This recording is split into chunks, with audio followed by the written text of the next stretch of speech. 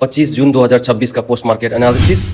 जब बाजार सुबह खुलता है तो सपोर्ट 24,000 पे, विक्टोर स्टॉप 24,100 पे, रेजिस्टेंस 24,200 पे और थोड़ी देर में ही रेजिस्टेंस 24,100 पे ही नीचे आने की तैयारी।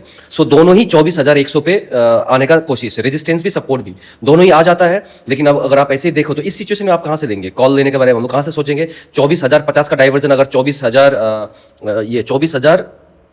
24,050 का डाइवर्जन अगर नीचे मिले हमको बाजार और 24,025 पे तो वहां से कॉल लेंगे।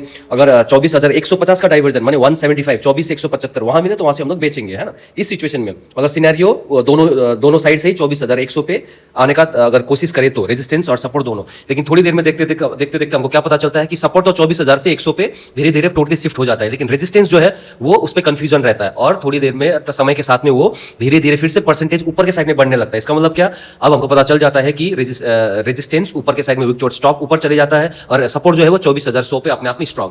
सो उस केस में हम लोग अब यहां कहां से खरीदेंगे कॉल? अगर 24,150 का डाइवर्जन नीचे 24,120 मिले तो वो हमारे लिए अच्छा जगह कॉल खरीदने का। लेकिन बाजार हमको 120 में कॉल खरीदने का मौका नहीं देता है। दिन भर बाजार में 120 कहीं नहीं मिलता है। देखिए 120 यहाँ कहीं है, यहाँ हमको कहीं नहीं मिलता। ये सुबह सुबह एक बार मिलता है, लेकिन यहाँ तक हमको वो सियोरिटी नहीं मिला था कि बाजार सपोर्ट अपने आप में स्ट्रांग होकर रेजिस्टेंस ऊपर के साइड में शिफ्ट होगा। हमको ये पता नहीं चला था। ये पता चलते चलते बाजार थोड़ा आगे निकल गया था और इस केस में देखिए कहीं हमको वो जगह मिलता ही नहीं कॉल लेने का, है ना। अब इसके बाद में क्या, अब हम उल्टा ट्रेड के बारे में बात करेंगे जो आज अपने आप में एक बहुत ही अच्छा जगह था। पूरे दिन में एक ही ट्रेड था, वो भी यही, है ना। कितने बजे? 12 बजे। देखिए अब बाजार का हाई क्या, अगर रेजिस्टेंस 24,200 अपने आप में स्ट्रांग तो बाजार का हाई कहां रहेगा? उसका एक डाइवर्जन ऊपर, एक स्ट्राइक प्राइस ऊपर का डाइवर्जन वो क्या 24,250 का डाइवर्जन क्या दिखा रहा है? 24,260। ये 24,250 का डाइवर्जन 24,260 और एग्जैक्टली बाजार 24,260 के आसपास कहीं आता है और वहां से हमको एक अच्छा खासा ट्रेड देखे जाता है बाजार। 260 के करीब, ये 260 एग्जैक्टली यहीं कहीं आता है बाजार और यहीं से बाजार बहुत ही सुंदर से एक हमको डाइवर्जन देके चले जाता है।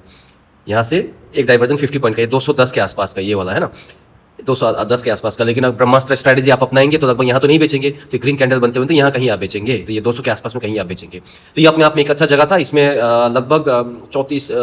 लगभग 34-35 रुपए का ये ट्रेड बना। यहाँ पे 34-35 रुपए जैसा प्रीमियम बढ़िया से मिल गया यहाँ से यहाँ आते है ना।